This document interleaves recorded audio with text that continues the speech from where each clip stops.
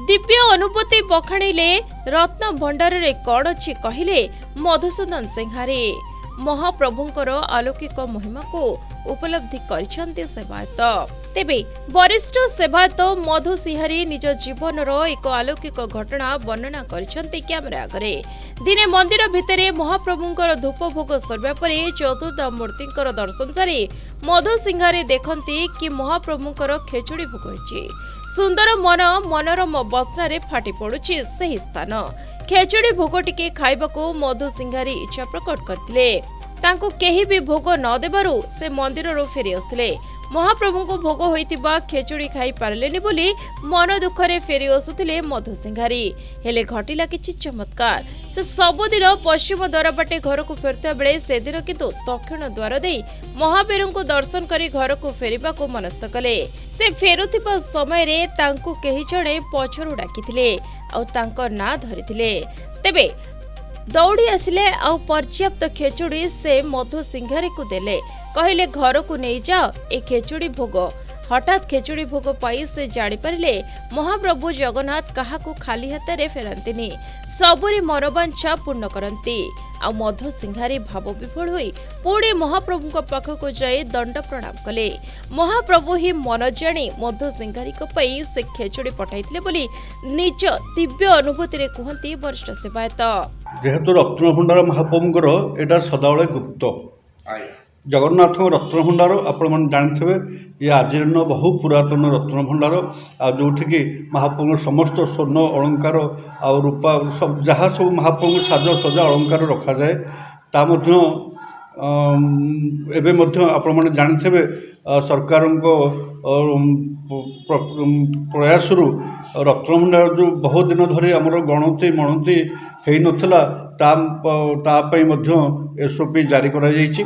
आ किछि दिन यार एसओपी जारी हेबा पर रत्नभंडार गणति मणति आरंभ हेबो।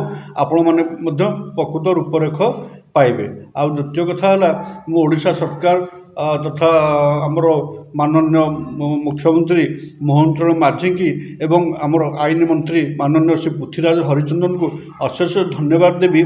से माने जो प्रक्रिया आरंभ कले या द्वारा रत्नभंडार तो आमर जहाँ रत्नभंडार अलंकार मणति गणति एका से सब चलला।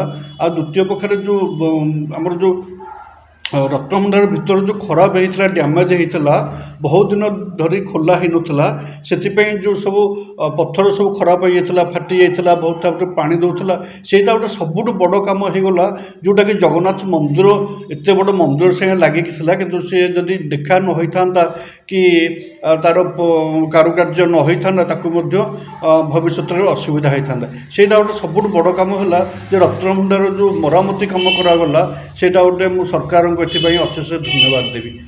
निश्चिंत पक्षे महाप्रभु पाखे किए वरिष्ठ नुह समुदाय कनिष्ठ महाप्रभु ये से क्षेत्र में वरिष्ठ आ महाप्रभु सर्वस्व आशीर्वाद ही सबकि। आज बिना प्रभु आशीर्वाद आज मो परिचय ना कि मु किछि नुह। आ द्वितीय कथा है महाप्रभु आशीर्वाद अनुभूति कथा बहुत अनुभूति अच्छी कि गोटे छोटिया अनुभूति कहूँ आपण मानक यही माने मासे 2 मास तलर कथा मु महाप्रभु जो कहीं महाप्रभु हेल्ले भावर ठाकुर आ महाप्रभु जे भावर डाकी थाए से सदाबले महाप्रभु सब कथा शुणी था आ समस्त मनस्कामना पूरण करते।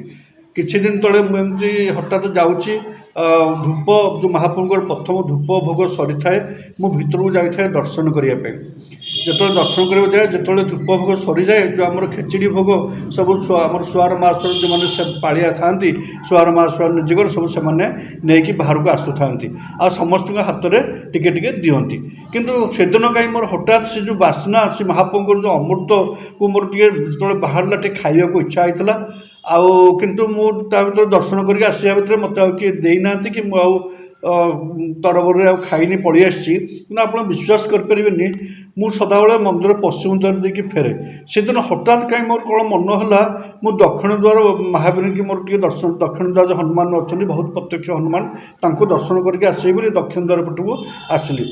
ठीक दक्षिण द्वार पहाच मु ओह्लूची मो पछरे जड़े सेवायत आम जी कि माने पाळीर जो अधिकारी जो माने ପଧାନୀ ପାଳିଆ ଯେଉଁ ଗୋଟେ ଖେଚେଡ଼ି ସ୍ୱତନ୍ତ୍ର ଖେଚେଡ଼ି ତାଙ୍କୁ ମିଳେ, ସେ ନେଇକିରି ଦୌଡ଼ି ଦୌଡ଼ି ମୋ ପଛରେ ଆସିକି ମଧୁନା ମଧୁନା, ମୁଁ କହିଲି କ'ଣ ହେଲା ନା କ'ଣ ହେଲା, ନାଇଁ ଖେଚେଡ଼ିଟା ତୁମେ ନିଅ। ମୁଁ ସେଟା ଆଶ୍ଚର୍ଯ୍ୟ ହେଇଗଲି। ମୁଁ କହିଲି ମୁଁ କାହିଁ ନେବି ନା, ହଁ ଆପଣ ତ ନେବେ, ଆପଣ ଘରକୁ ନେଇକି ଖେଚେଡ଼ିଟା ନେଇଯାଆନ୍ତୁ, ଘରେ ଖାଇବେ। ମୁଁ ଆଶ୍ଚର୍ଯ୍ୟ ହେଇଗଲି ଯେ ମହାପ୍ରଭୁ କେତେ ଦୟାଳୁ, କେତେ ଭାବର ଠାକୁର। ମୁଁ ସେଠି ଭାବିଥିଲି, କିନ୍ତୁ ମହାପ୍ରଭୁ ମାନେ ପଠେଇଦେଲେ ମୋ ପାଖକୁ ଫେରେ କାହା ହାତରେ, ଯିଏ ଖେଚେଡ଼ି ମାନେ ନେଇକି ମୂର୍ତ୍ତି ମଣ୍ଡପଠୁ ଧରିକି ସବୁ ଦେବାଦେବୀକି ସମର୍ପଣ କରନ୍ତି, ତା ହାତରେ ଯେତେବେଳେ ପଠେଇଲେ ମୁଁ ସେଠି ଆଶ୍ଚର୍ଯ୍ୟ ହେଇଗଲି। ମହାପ୍ରଭୁ ଆପଣ ନିଶ୍ଚୟ ପଠେଇଛନ୍ତି କହି ଫେରେ ଓଲଟିକି ଗଲି, ଫେରେ ମହାପ୍ରଭୁଙ୍କୁ ସେଠିକି ଦଣ୍ଡ ପ୍ରଣାମ କଲି। ମହାପ୍ରଭୁ ସଦାବେଳେ ଟିକେ ଏମିତି ଅମୃତ ଦୃଷ୍ଟିରେ ଚାହିଁଥାନ୍ତୁ, ଏତିକି ମହାପ୍ରଭୁଙ୍କୁ ପ୍ରାର୍ଥନା କରିକି ଆସିଲି। ନିଶ୍ଚିନ୍ତ ପକ୍ଷରେ ଦେଖନ୍ତୁ, କେତେ ଜାଗାରେ ଏମିତି ଆଜି ବହୁତ ଜାଗାରେ ଆଜି କହିହେବନି।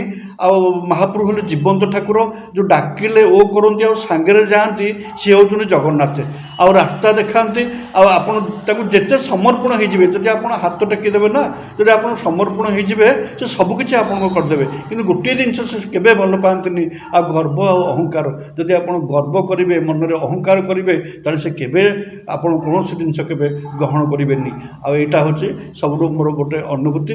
ଆଉ ତ ଅନୁଭୂତି ବହୁତ ଅଛି, ଆଉ ବହୁତ ଜେଜେମାନଙ୍କର ମଧ୍ୟ, ଯେହେତୁ ଆମେ ତୀର୍ଥପୁରୀ ତ ଅଛୁ, ଆଉ ନିଶ୍ଚିନ୍ତ ବହୁତ ଜେଜେମାନେ ମଧ୍ୟ ଆମର ଅଛନ୍ତି, ସେମାନଙ୍କର ମଧ୍ୟ ବହୁତ ଜିନିଷ ପୂରଣ ହୋଇଥାଏ।